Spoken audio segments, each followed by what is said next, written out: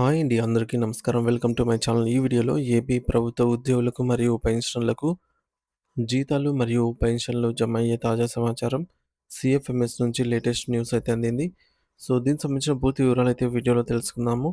Video అయితే ఎక్కడ గాని స్కిప్ చేయకుండా ఎండ్ వరకు చూసేయండి. అప్పుడే ఇన్ఫర్మేషన్ పూర్తిగా అర్థమవుతుంది. అలాగే వీడియో చూస్తున్న ప్రతి ఒక్కరు లైక్ చేయండి ఫ్రెండ్స్. ఈ వీడియోని తోటి ఉద్యోగ, పెన్షన్ మిత్రులతో అయితే షేర్ చేయండి. కొత్తగా మన ఛానల్ చూస్తున్నవారు ఇంకా ఎవరైనా సబ్స్క్రైబ్ చేసుకోకపోతే వెంటనే మన ఛానల్‌ని సబ్స్క్రైబ్ చేసుకోండి. సబ్స్క్రైబ్ చేసుకోవడం వల్ల నేను చేసే ప్రతి ఒక్క వీడియో మీ వరకు రీచ్ అవుతుంది. ఇక ఆలస్యం చేయకుండా వివరాల్లోకైతే వెళ్ళిపోదాము. ఫ్రెండ్స్, ఇక విషయానికొచ్చినట్టయితే ఆంధ్రప్రదేశ్ రాష్ట్ర వ్యాప్తంగా వివిధ ప్రభుత్వ శాఖల్లో విధులు నిర్వర్తిస్తున్నటువంటి లక్షలాది మంది ఉద్యోగులు, నిరంతరం విద్యా బోధనలో నిమగ్నమైన ఉపాధ్యాయులు మరియు తమ జీవితాంతం ప్రభుత్వ సేవలో గడిపి ప్రస్తుతం విశ్రాంతి జీవితాన్ని అనుభవిస్తున్నటువంటి పెన్షనర్లకు సంబంధించి ఒక అత్యంత ముఖ్యమైన మరియు తాజా సమాచారం అందుబాటులోకి వచ్చింది. ప్రతి నెల జీతాలు మరియు పెన్షన్ల కోసం ఆశగా ఎదురుచూసే వారి కోసం రాష్ట్ర ఆర్థిక శాఖ, ఫైనాన్షియల్ డిపార్ట్మెంట్ మరియు సిఎఫ్ఎంఎస్ పోర్టల్ నుండి వెలువడిన ఈ తాజా అప్డేట్ వారి ఆర్థిక ప్రణాళికలకు ఎంతో కీలకం కానుంది. సాధారణంగా నెలాఖరు వచ్చేసరికి జీతాల బిల్లుల ప్రక్రియ ఎలా సాగుతుందో అనే ఉత్కంఠత అందరిలోనూ ఉంటుంది. దానికి తగ్గట్టుగానే ప్రభుత్వం ఇప్పుడు స్పష్టమైన మార్గదర్శకాలను అయితే విడుదల చేసింది. ఆంధ్రప్రదేశ్ ప్రభుత్వ ఆర్థిక శాఖ నుండి అందిన అధికారిక సమాచారం ప్రకారంగా మార్చి 2026 నెలకు సంబంధించిన రెగ్యులర్ పేరోల్ ప్రక్రియపై పూర్తి స్థాయి స్పష్టత అయితే లభించింది. ప్రభుత్వ నిబంధనల ప్రకారం ప్రతి నెల నిర్ణీత కాలపరిమితిలోనే జీతాల బిల్లుల ప్రక్రియ పూర్తి కావాల్సి ఉంటుంది. లేని పక్షంలో జీతాల చెల్లింపులో ఆలస్యం జరిగే అవకాశం ఉంటుంది. ఈ క్రమంలో మార్చి నెలకు సంబంధించినటువంటి జీతాలు మరియు పెన్షనర్ల పెన్షన్ బిల్లుల నమోదు కోసం ప్రభుత్వం ఒక ప్రత్యేకమైన కాలపట్టికను సిద్ధం చేసింది. సో, దీనివల్ల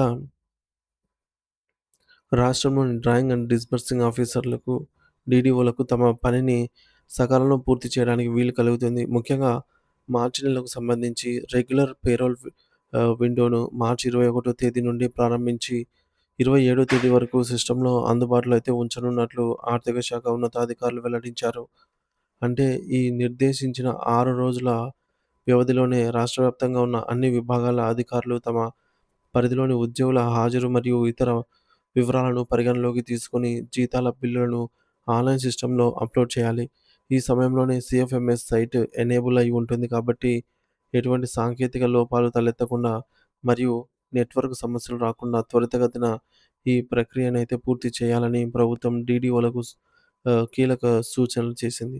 ఇదే సమయంలో ఇదే సందర్భంలో Andhra Pradesh treasuries and accounts department విభాగం నుండి మరొక సంచలన బ్రేకింగ్ న్యూస్ అందుబాటులోకైతే వచ్చింది. అమరావతిలోని మంగళగిరి ప్రధాన కార్యాలయం నుండి ఒక అధికారిక మెమో జారీ చేయబడింది. మార్చి 17వ తేదీన విడుదలైనటువంటి ఈ మెమో నంబర్ ప్రకారంగా ఉద్యోగుల జీతాల చెల్లింపు పద్ధతిల్లో ప్రభుత్వం కొన్ని వ్యక్తిగత మార్పులను ప్రవేశపెట్టింది. ఈ ఉత్తర్వులు రాష్ట్రంలోని అన్ని జిల్లాల ట్రెజరీ అధికారులకు మరియు అన్ని ప్రభుత్వ శాఖల అధిపతులకు చేరాయి. సో, దీని ప్రకారం ఇకపై చెల్లింపుల ప్రక్రియలో కొత్త నిబంధనలు అమల్లోకైతే రానున్నాయి. మరి ఈ మెమో యొక్క ప్రధానంగా ఈ మెమో ప్రభుత్వంలో తాత్కాలిక పద్ధతిలో పనిచేస్తున్న ఉద్యోగులు అంటే కాంట్రాక్ట్ మరియు ఔట్‌సోర్సింగ్ ప్రాతిపదికన విధులు నిర్వర్తిస్తున్నటువంటి సిబ్బంది జీతాల చెల్లింపుల గురించి స్పష్టమైనటువంటి విశ్లేషణ ఇచ్చింది.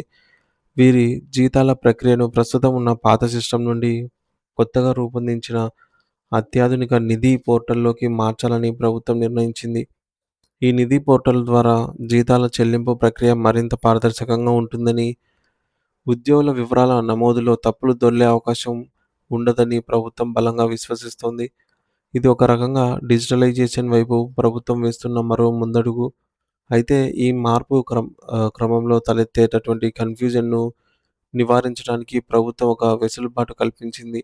ఫిబ్రవరి 2026 నెలకు సంబంధించి ఇంకా చెల్లించాల్సిన కాంట్రాక్ట్ ఉద్యోగుల జీతాలను మాత్రం పాత పద్ధతిలోనే అంటే ప్రస్తుతం వాడుకలో ఉన్నటువంటి సీఎఫ్ఎంఎస్ ఆహ్, ద్వారానే ప్రాసెస్ చేసి చెల్లించాలని అయితే ఆదేశించింది. కానీ వచ్చే మార్చి 2026 నెల నుంచి మాత్రం ఈ పాత పద్ధతికి పూర్తిగా స్వస్తి పలకాలని నిర్ణయించింది. మార్చి నెల జీతాల నుండి తాత్కాలికంగా ఉద్యోగులందరికీ కూడా కొత్తగా ప్రవేశపెట్టబడినటువంటి హెర్బ్ పేరోల్ సిస్టమ్ ద్వారానే బిల్లులు సమర్పించాలని ఖజానా శాఖ ఖచ్చితమైన గడువు విధించింది. అంటే మార్చి నుండి కొత్త సాఫ్ట్‌వేర్ ప్లాట్‌ఫార్మ్ అమల్లోకైతే రాబోతోంది. మరి ఈ నూతన ఆదేశాలు కేవలం సాధారణ శాఖలకే కాకుండా రాష్ట్ర వ్యాప్తంగా విద్యాశాఖలో ఎంతో కాలంగా సేవలందిస్తున్నటువంటి ఎంటీఎస్ ఉపాధ్యాయులకు కూడా వర్తిస్తాయి. కాంట్రాక్టు పద్ధతిలో కొనసాగుతున్న ఉపాధ్యాయులు మరియు ఇతర సిబ్బంది ఫిబ్రవరి నెల జీతాలను పాత విధానంలో అందుకున్నప్పటికీ మార్చి నెల జీతాల కోసం హెర్బ్ పోర్టల్‌లో తమ వివరాలు సరిగ్గా ఉన్నాయో లేదో ముందే సరిచూసుకోవాల్సి ఉంటుంది.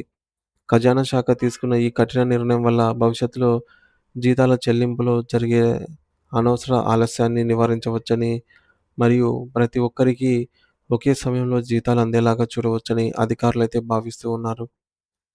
సో, మొత్తంగా ఆంధ్రప్రదేశ్ ప్రభుత్వం పేరోల్ వ్యవస్థలో తీసుకొస్తున్నటువంటి ఈ యొక్క సాంకేతిక మార్పులు ఉద్యోగుల భవిష్యత్తుకు మరియు ఆర్థిక క్రమశిక్షణకు ఎంతో అవసరమైనవని ప్రభుత్వం నిర్దేశించిన ఈ మార్చి 21 నుండి 27 తేదీ లోపల బిల్లుల ప్రక్రియ అనేది విజయవంతంగా పూర్తయితేనే ఏప్రిల్ మొదటి వారంలో ఉద్యోగ, ఉపాధ్యాయ మరియు పెన్షనర్స్ అందరికీ సకాలంలో వారి ఖాతాల్లో నగదు జమ అవుతుంది.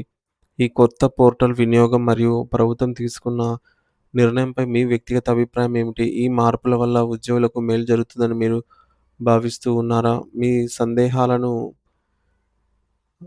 లేదా సూచనలను కామెంట్ బాక్స్ ద్వారా తెలియజేయండి. Thank you for watching this video.